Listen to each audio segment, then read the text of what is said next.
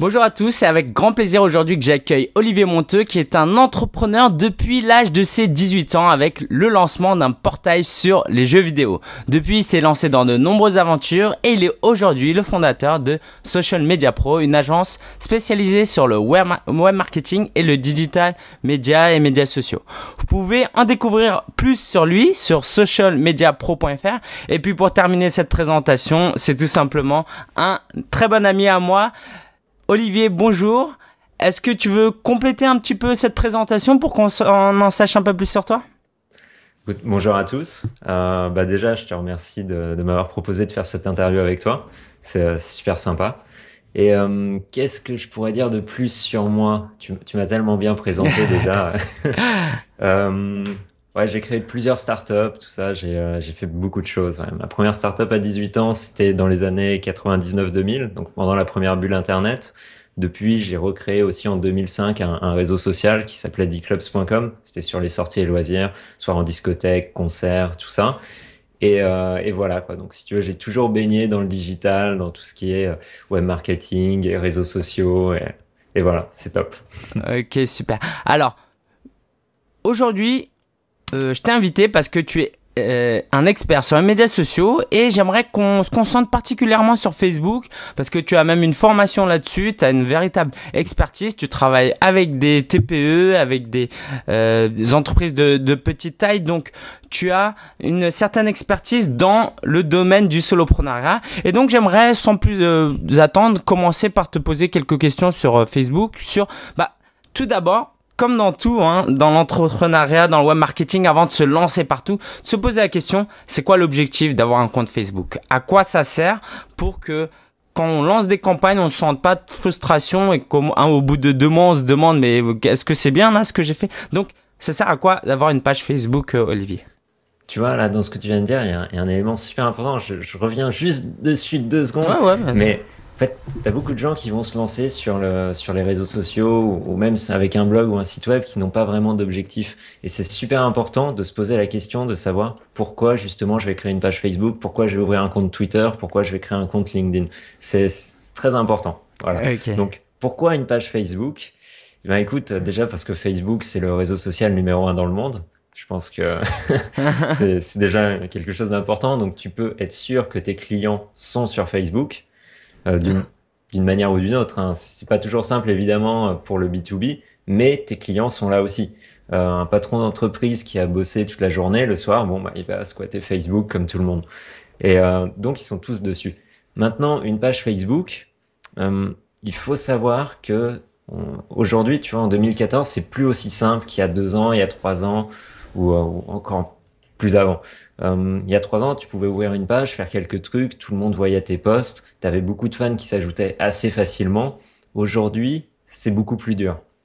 Donc, il faut se dire que si tu ouvres une page Facebook avec comme objectif d'avoir énormément de fans, ça va te prendre beaucoup de temps et ça va te prendre beaucoup d'argent. Mm, Voilà. Mais une page Facebook, ça peut servir à d'autres choses. Par exemple, si t'as un blogueur, t'es un blogueur, comme toi, Lingen, mm. t'as des gens qui viennent sur ton blog, tout ça. S'ils te suivent sur ta page Facebook, ça te permet de rester en contact avec eux et de communiquer avec eux d'une autre façon. Faut évidemment pas oublier tout ce qui est emailing et autres moyens de communiquer avec eux, comme les podcasts d'ailleurs, Ouais. ou les vidéos.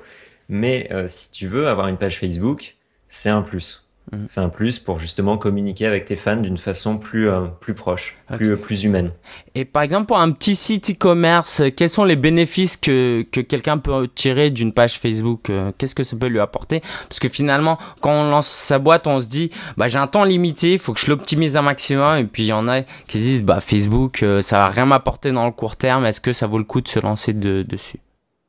Alors surtout justement, si tu as un site e-commerce, c'est génial parce que tu vas pouvoir, on en parlera peut-être plus en détail ensuite, mais si tu veux, avec les publicités, tu vas pouvoir traquer tes résultats en rajoutant un code de conversion. Enfin, bon, je veux dire, on en parlera peut-être après, Ouais. mais en gros, si tu veux, tu vas pouvoir faire des pubs ultra ciblées sur ta clientèle idéale et à partir de là, voir qu'est-ce qui fonctionne et qu'est-ce qui fonctionne pas.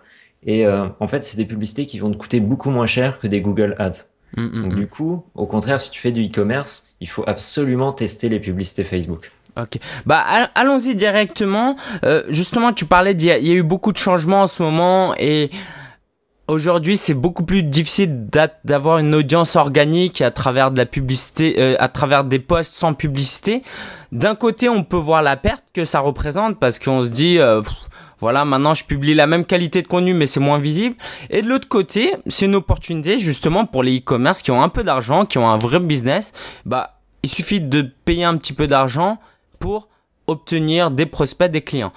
Est-ce que tu peux nous en dire un peu plus sur le fonctionnement de Facebook Ads? Je sais qu'il y a beaucoup de choses, mais je suis sûr que tu vas pouvoir nous faire un petit résumé de tout ça. Ouais, je peux faire un résumé des points importants. Parce qu'évidemment, il nous faudrait, je sais pas, 2 ou 3 heures pour tout expliquer en détail.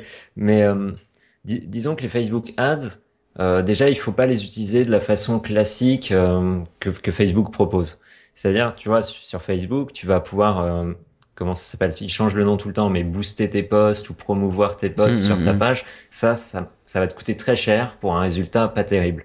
Donc ça, je le déconseille fortement. Okay. Ce que tu vas faire, par contre, c'est utiliser un outil. Parce que Facebook te propose tous les outils que tu veux pour utiliser leur plateforme. Enfin, c'est un peu normal, c'est leur business. Mais ils ont vraiment des outils ultra pointus, dont un qui s'appelle le Power Editor, et qui va te permettre de créer des publicités d'une façon beaucoup plus poussée que leur système classique. Et si tu veux, la base, c'est qu'il faut que tu utilises toutes les fonctions pour que ça te coûte le moins cher possible. Donc, tu as des fonctions de base de ciblage, l'âge, la région, ce genre de choses. Des fonctions de ciblage sur tes intérêts. Donc, par exemple, si tu aimes, je sais pas, la photographie, bah, tu peux cibler toutes les personnes qui aiment la photographie. Mais tu peux aller plus loin en ciblant aussi les pages que les gens aiment. Donc, pour rester sur l'exemple de la photographie, si tu veux cibler des gens qui aiment un blog qui a beaucoup de likes, tu vois, une page qui a beaucoup de likes, tu cibles cette page et ça te permet de cibler tous leurs fans. Donc c'est aussi intéressant quand tu fais du e-commerce parce que tu peux cibler tes concurrents. Ouais. Et ça c'est quand même énorme. Ouais. Bon, à l'inverse, ils peuvent cibler tes fans aussi. Mais bon, c'est le jeu. Donc ça c'est la base, un ciblage vraiment pointu. Ensuite, ce que tu peux faire pour aller plus loin, c'est utiliser ce qu'on appelle les audiences personnalisées. Alors, si tu veux, les audiences personnalisées, t'en as plusieurs types différents, mais en gros, on va commencer par la première, c'est t'as une newsletter, tu vois, avec plein de gens inscrits sur ta newsletter. Tu envoies ta base d'email sur Facebook pour créer une audience, et en fait, lui, il va combiner les adresses email avec les gens qui sont inscrits sur Facebook avec la même adresse email. Et ça te ressort une liste de gens que tu peux cibler sur Facebook. Wow. Donc en gros, tu peux cibler tes clients directement, des gens qui ont déjà acheté chez toi, tu peux leur balancer une pub sur Facebook. Ah, c'est génial. Par exemple. Ou juste des gens qui suivent ton blog, qui sont inscrits à ta newsletter. Donc tu sais qu'ils te connaissent déjà, tu peux les cibler directement. Alors tout ça, ça peut paraître un peu effrayant. Est-ce que c'est compliqué techniquement, tout ce que tu viens de dire? Non, c'est pas très compliqué. En plus, sur socialmediapro.fr, on donne, il y a pas mal d'articles qui parlent de ces sujets-là. Okay. Donc, faut pas hésiter à aller voir. C'est vraiment simple. Sur ta newsletter, enfin, sur ton outil d'autorépondeur, tu vas exporter ta liste d'emails. Ensuite, tu l'importes dans Facebook et ça se fait super vite, quoi. Okay. Faut aller dans l'espace audience et il n'y a pas de souci. Donc, pas d'excuses pour ceux qui se disent, oh, je n'ai pas trop le temps et tout. Allez sur Social Media Pro, il y a un tutoriel, super. Et alors, concernant ces Facebook Ads, il y a donc deux manières de payer si on fait des ads purs et durs, entre guillemets. Tu as le CPC, le CP, coût par impression. Donc, CPM. Voilà, le coût par clic ou le coût par 1000 impressions, 1000 vues. Ouais. Tu peux nous en dire un peu plus sur qu'est-ce qui est plus rentable que l'autre? Est-ce qu'il y a un moyen de savoir Pour être honnête, ouais. Y a pas de recette miracle. Il y en a. Ça dépend de ton business, ça dépend de ta cible. Et moi, c'est ce que je dis tout le temps sur ma formation, sur Social Media Pro et aussi à mes clients, c'est qu'en fait, il faut tester. Tu vas faire plusieurs campagnes de pub avec des cibles différentes et il y en a une, tu vas avoir la même cible, mais il y en a une, tu vas la faire au CPC et l'autre au coût pour 1000. Il y a aussi, si je dis pas de bêtises, je sais plus, je crois que c'est le CPM optimisé qui s'optimise automatiquement par Facebook. Ouais. Et c'est vachement intéressant de tester les trois et de voir tout simplement qu'est-ce qui te coûte le moins cher et qu'est-ce qui performe le mieux. Et à partir de là, pour ta cible, tu sais que c'est ça que tu vas utiliser tout le temps. Moi, je peux pas te dire d'avance, ouais, c'est sûr, c'est ça qui va fonctionner pour toi. Je peux pas le savoir. Il n'y a pas de recette miracle, c'est sûr, Voilà. pour tout le monde. Mais alors, à partir de quel produit on peut commencer à faire du Facebook Ads? Parce que ça demande des coûts, ça demande le fait de tester. Donc tout ça, ça représente un coût. Est-ce que le petit commerce qui vend des bijoux fantasy devrait se lancer sur Facebook, ou est-ce qu'il y a un produit qui a atteint un certain prix à partir duquel ça devient intéressant? En fait, si tu veux, on peut se lancer avec quasiment rien sur Facebook. Tu peux démarrer avec 1 euro par jour à la limite et voir les résultats que ça peut t'apporter.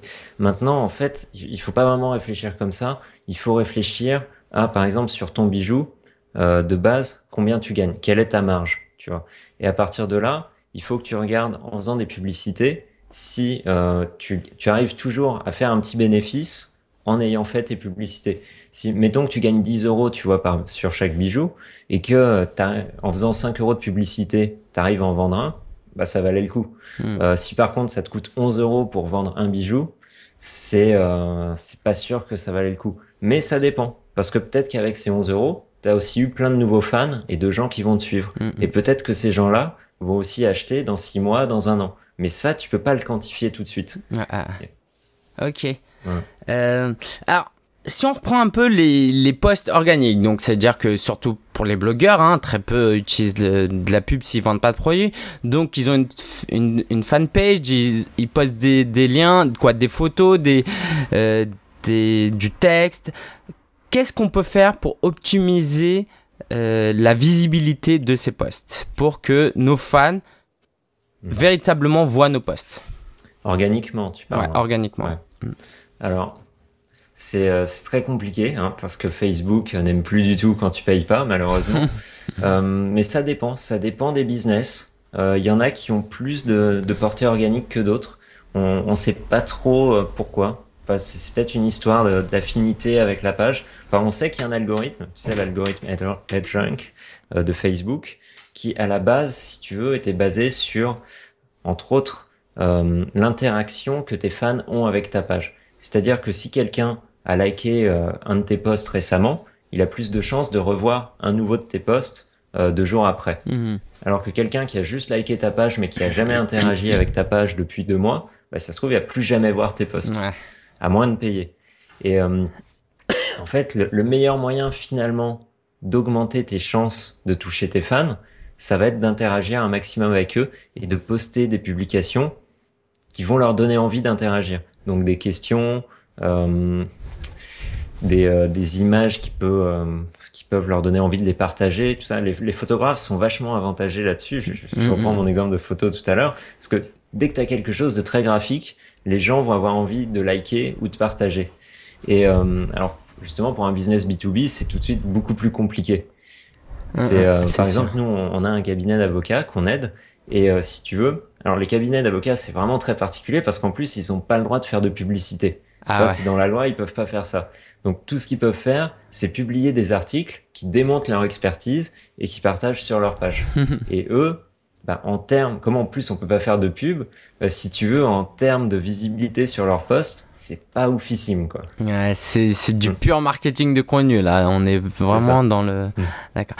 Et qu'est-ce que tu penses de partager un peu son intimité, les coulisses de son business, des choses plus personnelles? Parce que je sais que les débutants ont beaucoup de mal avec ça. Ils ont un blog sur les produits Android, sur Android. Ils se disent, les gens sont intéressés uniquement par ça. Alors, est-ce qu'ils devraient parler un peu d'eux? C'est quoi ton avis là-dessus? Alors, je pense que justement, c'est la force, mais pas uniquement si tu veux des petits blogs ou des gens qui se lancent dans le blogging, mais aussi pour les TPE ou même les startups, c'est que tu as la chance de pouvoir être proche justement de tes clients et de pouvoir partager des choses qu'une grosse boîte pourrait pas partager. C'est justement, je pense que tes fans, ça va les intéresser de voir un peu les coulisses, comment tu fais ça, comment tu partages. Et là, on rentre un peu dans ce dont tu parles sur ton blog assez régulièrement, hein, le personal branding, où finalement, montrer que tu es un être humain, c'est vachement important sur les réseaux sociaux. C'est même un peu la base de l'interaction humaine. Ouais. Alors j'ai un ami qui a un site e-commerce, c'était un ancien client aussi. Un jour, je l'ai aidé à faire un petit peu à emballer des colis parce qu'il était tard et il y avait plus ses employés, donc fallait emballer vite. Et je lui ai dit, ce serait tellement bien de prendre une photo là de ces sacs dans les cartons, dans l'entrepôt, et de le publier. Et lui, évidemment, il vient d'un business traditionnel, hein, de briquet et de mortar. Je dis, mais t'es fou, je ferais jamais ça. Et c'est vrai que ça peut être risqué, mais moi, par exemple, j'aurais trop aimé que, je sais pas, Amazon, c'est un peu tendu apparemment, ce qui se passe dans leurs entrepôts, mais une petite boîte, un petit libraire qui vend ça en ligne, qui prend une petite photo de comment c'est emballé, ça crée du lien et ça fidélise au final. Je vais te donner un exemple concret. Là, il y a pas longtemps, un de nos clients, tu vois, c'est des caves à vin dans Paris et aussi une boutique en ligne, donc où ils vendent du vin. Et ce qui s'est passé, c'est un peu pareil avec les lois sur le vin. On peut pas faire de publicité, donc on est obligé de faire beaucoup de marketing de contenu. Ouais. Et récemment, ils sont partis faire un voyage dans le sud pour aller dans plusieurs cépages, goûter des vins, tout ça. Et en fait, j'ai fait en sorte qu'ils prennent plein de photos pendant leur tournée, genre les dégustations de vin, les belles vignes, tout ça. Et on a partagé ça sur la page Facebook, sur Twitter, sur Pinterest, partout. Et ça a super bien marché, énormément de likes, de partages, parce que voilà, quoi, c'est beau, c'est génial, visuel, hein. et c'est du behind the scene. Tu vois, on voit que finalement, c'est pas juste des gens qui vendent du vin dans leur boutique, il se passe d'autres choses derrière.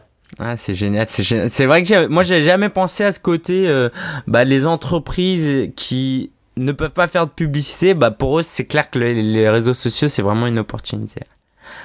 Alors, donc là, on a vu nos fans actuels, ok, ceux qui sont déjà inscrits et qui veulent interagir, avec qui on veut interagir plus.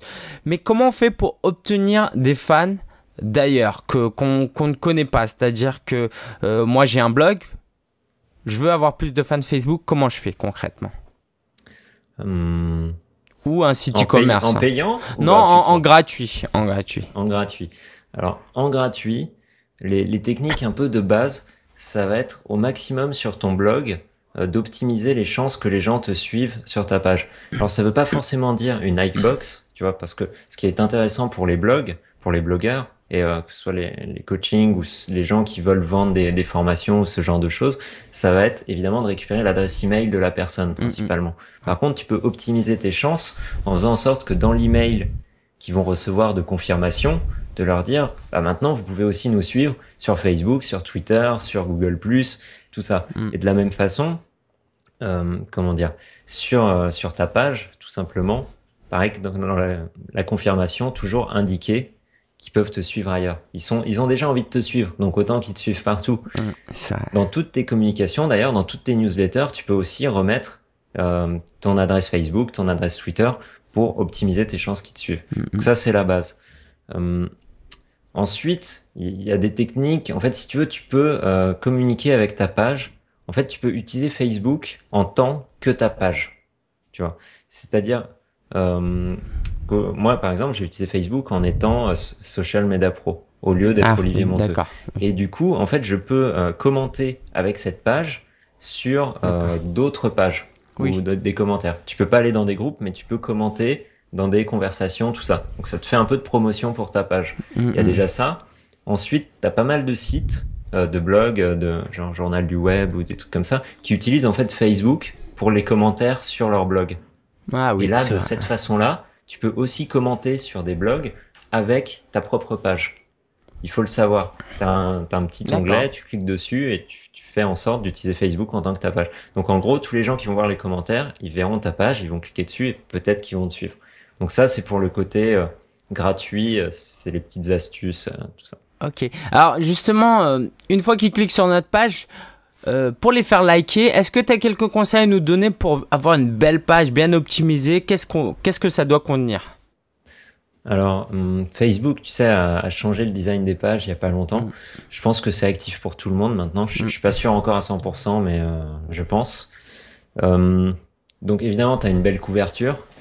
Après, ça dépend vachement. Par exemple, si tu es un consultant, que tu travailles tout seul, ça peut être intéressant de te mettre en avant, toujours dans l'esprit personal branding, plutôt que de mettre par exemple ton logo ou le nom de ton blog, de mettre ta photo sur ta page. Et Mm. peut-être de te reprendre toi avec le nom de ton blog dans ta couverture.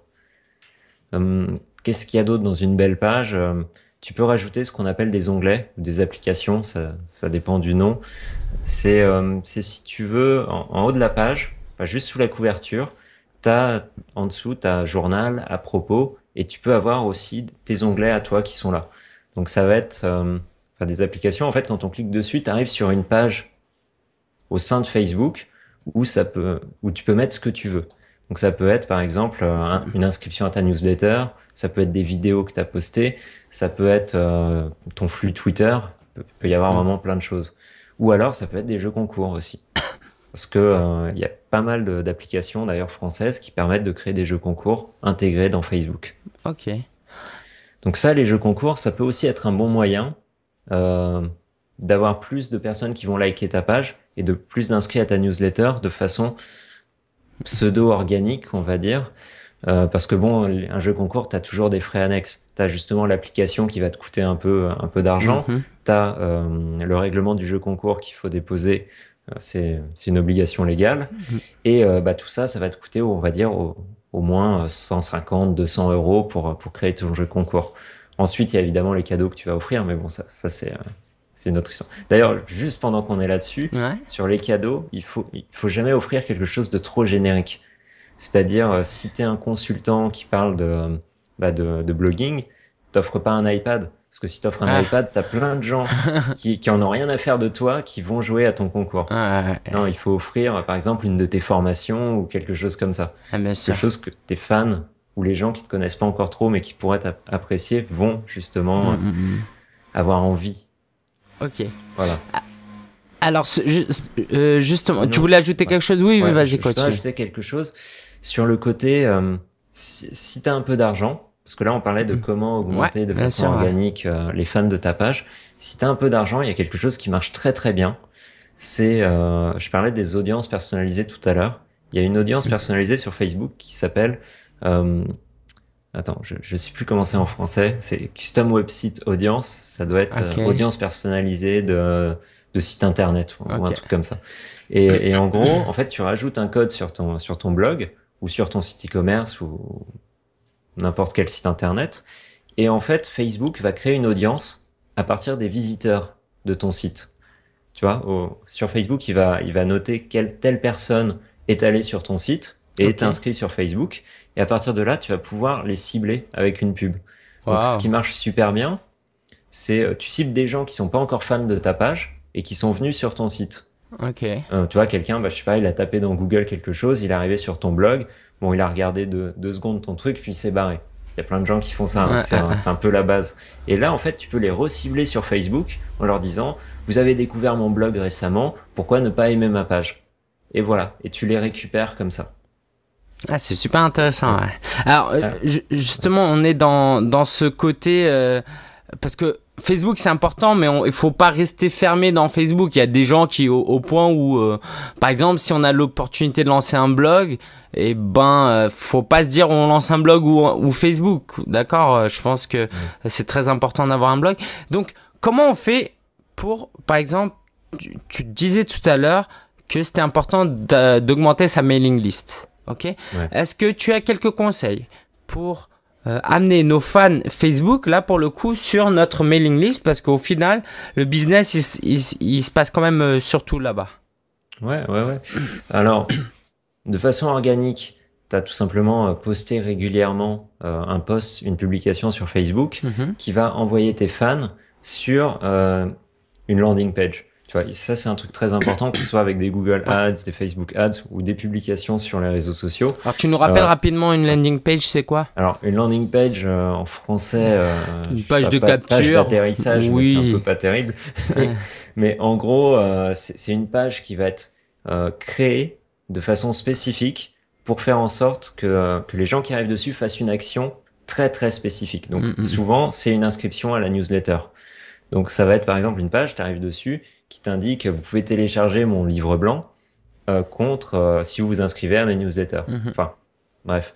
Donc les gens peuvent juste faire une action, c'est s'inscrire à ta newsletter. Ils peuvent pas faire autre chose. Ils peuvent pas aller sur ton site. Ils peuvent pas liker une page Facebook ou des trucs comme ça. La seule action qu'ils peuvent faire, c'est s'inscrire. Donc voilà, c'est ça une landing page. Bon, il y en a plein de types différentes, mais c'est un peu le béab. Voilà. Donc tu crées cette page spécifique, donc une landing page, avec ce que tu aimerais que les gens fassent. Et après, tu les envoies dessus. Tu fais une publication basique en les envoyant sur cette page. Et tu peux aussi faire, évidemment, des publicités. Donc, un truc qui marche très fort, c'est les gens sont déjà devenus tes fans, tu vois, sur Facebook. À partir de là, tu crées une publicité qui ne vise que tes fans et qui leur propose de télécharger justement ce livre blanc ou de faire autre chose sur ta landing page. Et ce que tu peux aller encore plus loin, histoire que ça te coûte pas une fortune pour rien, c'est ce que j'expliquais tout à l'heure. Tu rajoutes les gens qui sont déjà inscrits à ta newsletter, tu crées une audience personnalisée avec ça. Eh bien, tu fais en sorte que les gens qui vont voir cette publicité ne sont pas déjà inscrits sur ta newsletter. Donc, tu vises que tes fans, mais qui sont pas inscrits sur ta newsletter. Comme ça, tu perds pas à remontrer cette publicité à des gens qui sont déjà inscrits et qu'il y en a qui justement, ça va même les énerver de voir ta pub alors qu'ils sont déjà inscrits chez toi. Ah, c'est super, je connaissais pas du tout ça, c'est vraiment super. Merci pour ces conseils. Alors, est-ce que de toute ton expérience, est-ce qu'il y a des grosses erreurs à éviter que tu vois de temps en temps sur Facebook? Sur Facebook, tu veux dire, ou les réseaux sociaux? Sur Facebook, après, ça dépend un peu toujours de la page que tu vas créer, de ton public, tout ça. Mais par exemple, sur le rythme de publication, ça c'est la question de base, d'accord? Tout le monde te la pose. Est-ce qu'il y en a qui publient très rarement? Donc, c'est quoi? Qu'est-ce que tu proposes, par exemple? Moi, j'ai tendance à conseiller à mes clients une fois par jour.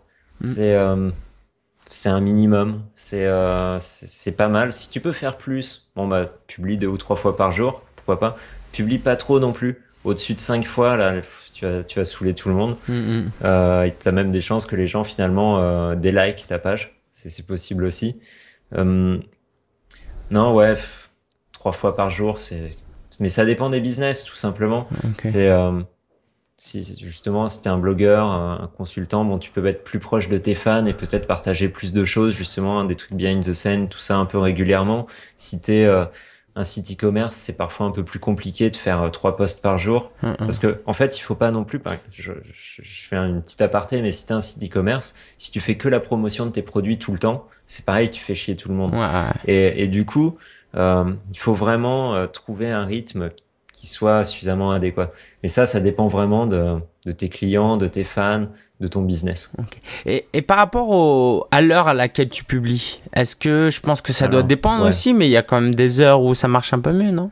Alors, c'est bien que tu dises ça parce que Facebook est un outil. Tu vas dans les statistiques et attends, je vais aller dessus en même temps, comme ça je vais pouvoir te dire exactement où c'est. Tu vas dans les statistiques, donc en haut de la page, tu vas dans publication ensuite, et Facebook indique les heures à laquelle tu as le plus de fans qui sont en ligne. C'est super. Et donc du coup, il suffit par jour également, tu peux voir que tel jour, tu as plus de fans à telle heure, et ça te permet de publier tes posts aux heures appropriées. Parce que, aussi important, Facebook, directement sur ta page, tu peux indiquer à quelle heure, tu peux programmer d'avance une publication. Ça, c'est génial. Pendant qu'on est là dans les analytics, est-ce qu'il y a 2-3 autres données que tu considères sont importantes? Parce qu'il y a pas mal de données là. Qu'est-ce qu'il faut qu'on regarde et sur quoi on devrait faire un rapport régulièrement? Et quelles actions entreprendre, surtout par rapport à ce qu'on voit ici? Ce qui est intéressant, c'est de regarder quelles sont les publications qui fonctionnent le mieux. D'accord.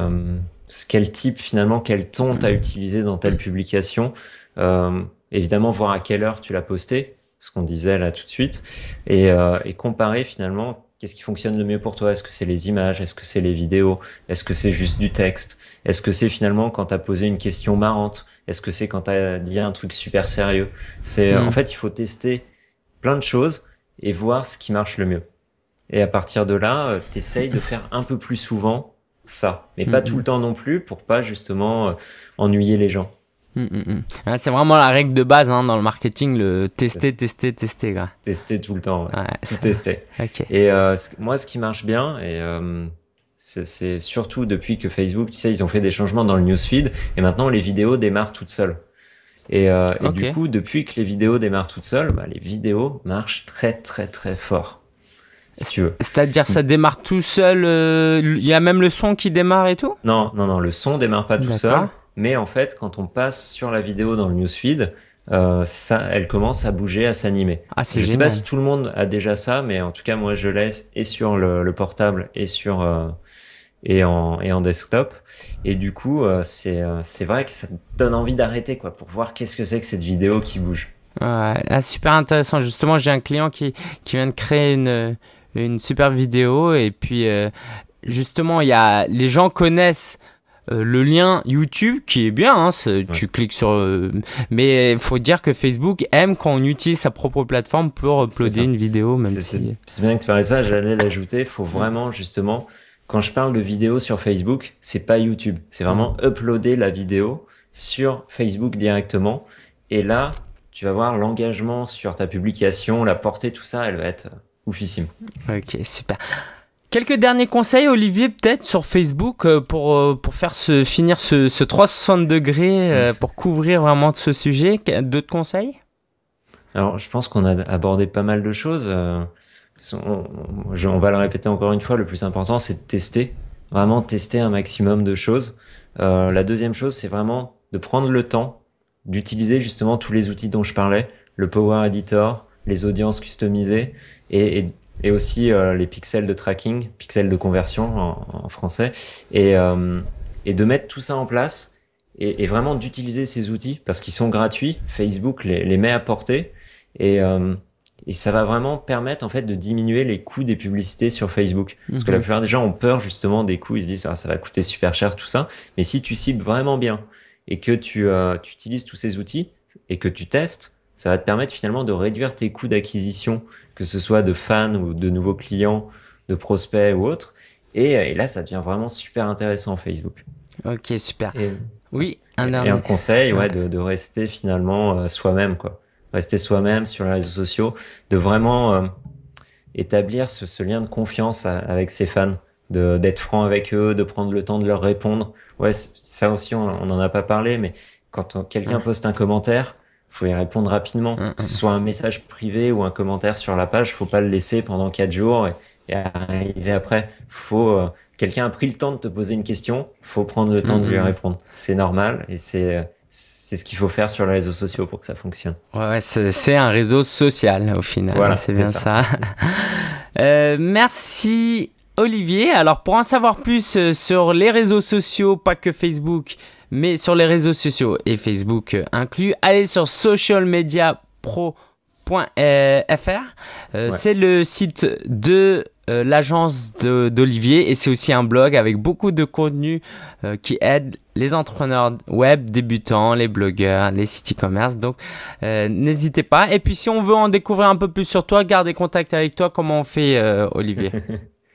Bah écoute, je suis disponible sur énormément de réseaux sociaux différents. Donc le plus simple, c'est d'aller sur socialmediapro.fr et de me suivre sur Twitter, sur Facebook, sur Google+, LinkedIn, Viadeo. Ok, super. Et Instagram aussi, Pinterest. Ouais. Et n'hésitez pas justement à m'envoyer un petit message pour me dire ouais, j'ai vu la vidéo, tu m'as donné des super conseils, ou me dire justement si ça vous a servi. Si ne serait-ce qu'une seule des choses que j'ai dit dans cette vidéo vous a servi, bah n'hésitez pas à m'envoyer un petit message pour me le dire, ça me fera super plaisir. Ok. Alors voilà. et enfin pour ceux qui veulent vraiment creuser et voir parce qu'ils voient en Facebook un potentiel énorme, parce qu'il y a un potentiel énorme, tu as une formation. Est-ce que tu peux nous en parler un petit peu aussi? Alors ouais, j'ai créé une formation il y a un peu plus d'un an maintenant, qui s'appelle fbmarketing.fr, où en fait je donne toutes les astuces avec des vidéos pour comment utiliser Facebook de façon appropriée. C'est là tout ce dont on a résumé, tout est développé de façon vraiment poussée dans cette formation. Et là, en fait, elle va être relancée début septembre. avec plein de nouveaux contenus, puisque Facebook a énormément changé dernièrement. Donc, on est en train de refaire toutes les vidéos. Bien sûr. Alors, ceux qui ont déjà accès à la formation, ils auront accès à ces nouvelles vidéos dès le mois d'août. Et je vais la relancer officiellement au mois de septembre pour toutes les autres personnes. Mais, comme nous sommes entre nous avec Lingen, je vais proposer uniquement aux gens donc, qui ont regardé cette vidéo d'avoir un lien sur ton blog pour y accéder avec un prix vraiment préférentiel, bien moins cher que quand je vais la relancer en septembre. Et vous aurez évidemment accès à toutes les nouvelles vidéos qui vont arriver au mois d'août. Ok, donc ce lien-là, je peux le donner. On configurera tout ça de notre côté. On part sur vivredesonblog.com/Olivier. Ok, tout simplement vivredesonblog.com/Olivier. Ça redirigera vers cette formation. Merci Olivier pour ce cadeau. Merci pour le temps que tu nous as donné et pour tout ce que tu fais sur le web. Et puis nous, on se revoit très bientôt. Bonne continuation à toi et merci encore. Merci à tous. Merci Lingen. Ciao.